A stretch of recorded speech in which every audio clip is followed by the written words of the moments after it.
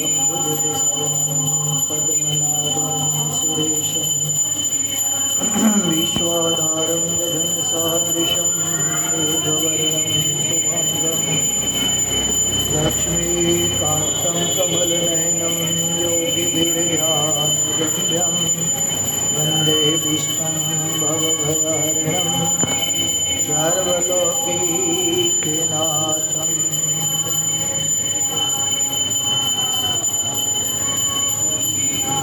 जब बृहस्पति जी औषध लाने के लिए द्रोणाचल पर्वत पर गए तो वहाँ पर पर्वत न देखकर देवताओं को दैत्य सहारा जानकर अत्यंत घबराकर दूर से ही देवताओं को कहने लगे, अरे देवताओं, यहाँ से जल्दी भागो। यह दैत्य शंकर के अंश से उत्पन्न हुआ, किसी से नहीं मारा जाएगा। ऐसी बात सुनकर भय के मारे शव देवता दसों दिशाओं की तरफ भागे और जलंधर दैत्य ने जीत के नगाड़े बजाते हुए अमरावती नगरी में प्रवेश किया। सब देवता डर के मारे सुमेरु पर्वत की कंदराओं में जाकर छिप गए। देवताओं को भागा हुआ देखकर जलंधर इंद्रादि देवताओं का अधिकार शुंभ तथा निशुंभ आदि दैत्यों को सौंपकर अन्य देवताओं का पीछा करने के लिए सुमेरु पर्वत की तरफ गया। इंद्रादि शव देवता जलंधर को फिर आते देखकर भय के मारे भगवान विष्णु की स्तुति करने लगे। देवता कहने लगे कि मच्छ कच्छ आदि अनेक रूप धारण करने वाले, भक्तों के दुखों को नाश करने वाले, सृष्टि का पालन व नाश करने वाले, शंख चक्र गदा धारण करने वाले, आपको नमस्कार है। लक्ष्मी के पति, दैत्यों का नाश करने वाले, पीतांबर धारण करने वाले, शरणागतों के रक्षक, आपको बारंबार नमस्कार है। जलंधर दैत्य से दुखित देवताओं के संताप को हरने वाले, सूर्य चंद्रमा दो नेत्रों वाले, आपको नमस्कार है। नारद जी कहने लगे कि हे राजा पृथु, जो कोई भगवान की इस संकट नाशक स्तुति को पढ़ता है, उसके सब संकट नाश को प्राप्त होते हैं।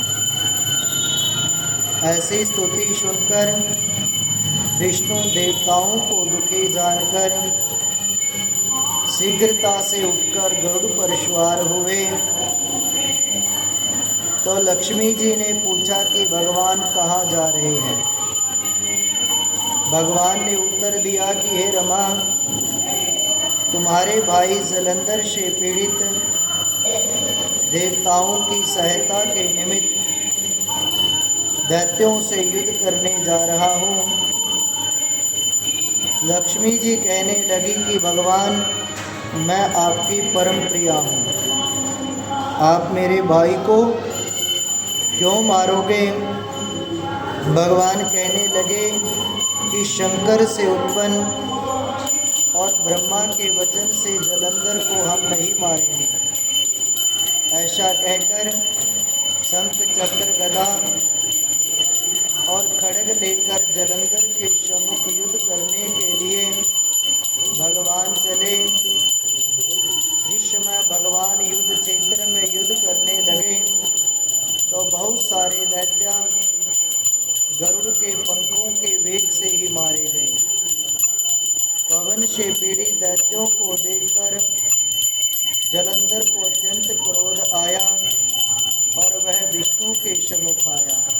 फिर भगवान विष्णु तथा जलंधर का घोर संग्राम हुआ। आकाश मेघों की तरह बाणों से ढक गया। तब भगवान ने जलंधर के ध्वजा, छत्र, धनुष और घोड़े अपने बाणों से काट डाले। जलंधर ने भी गदा गरुड़ के मस्तक में मारी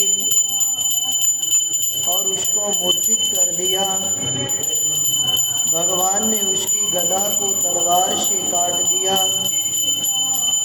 तब जलंधर ने भगवान की छाती में मुक्का मारा और फिर दोनों का मल युद्ध हुआ। इस युद्ध से सारा ब्रह्मांड कंपायमान हो गया। तब भगवान विष्णु ने कहा कि हे दैत्याराज, हमारा युद्ध ठीक नहीं है, क्योंकि तुम लक्ष्मी के भाई हो। तुम वर मांगो, वह भी मैं तुम्हें दूंगा।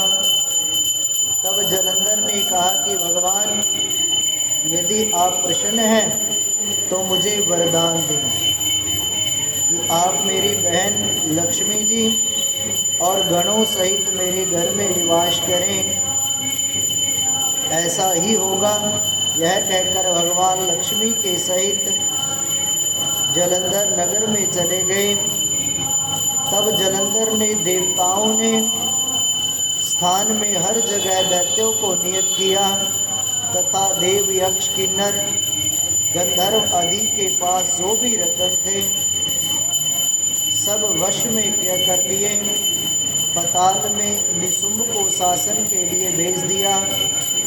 उसने शेषादि नागों को वश में किया।